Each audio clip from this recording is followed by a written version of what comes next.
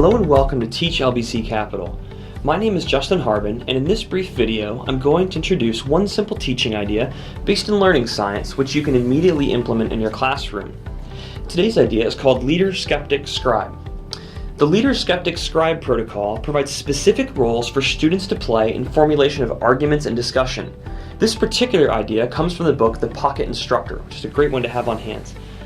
These kinds of discussion protocols both model effective learning and thinking practices and encourage students to employ different thinking strategies than they might normally use.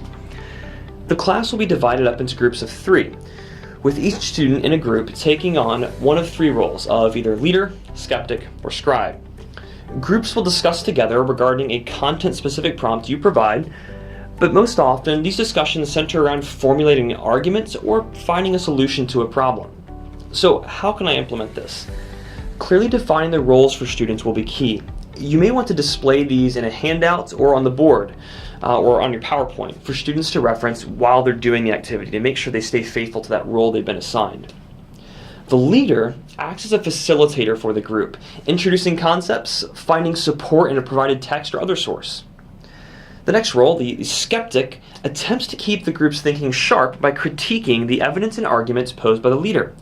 The goal is not to stalemate the group's progress, but to regularly hone and ensure no sloppy thinking occurs. Ideally, they are forming counter-arguments from the text as well. Well, lastly, we have the scribe. The scribe is the only member allowed to write and prompts the other 2 to clarify their points. The main role here is clear communication for the group. These groups likely need 20 to 30 minutes to carry out this activity.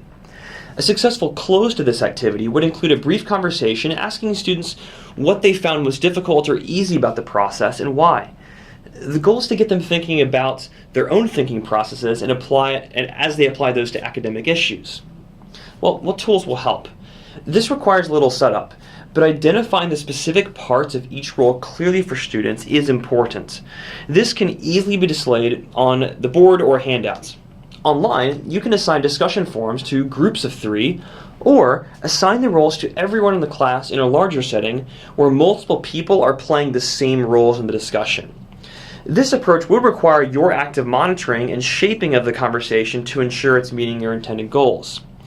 So that's the Leader, Skeptic, Scribe protocol. If you have any questions or further ideas, you can please share them with me at jharbin@lbc.edu. Thank you very much.